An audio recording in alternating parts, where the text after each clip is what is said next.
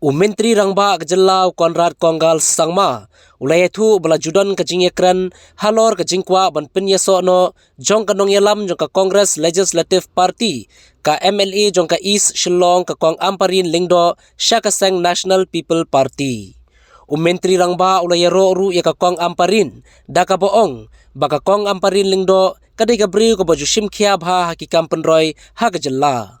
Menteri Rangba ulo ongru bana kaliang MDC kala imkra Malki constituency uba Frantin J Lakadong ulapan pau bo kwa ban Pyniasoh no yelade bat ka parti NPP Henry ka Jing Kren ban Pyniasoh khmat yakane ompat don hadu menta.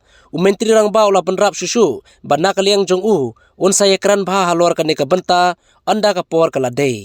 Reports have alleged that Kong Ampareen is likely to join the NPP. I mean, obviously, Kong Ampareen and we all have been always talking, and she has been somebody who's been very keen and interested in the overall state development of the state. And yes, we have seen that the MDC from there,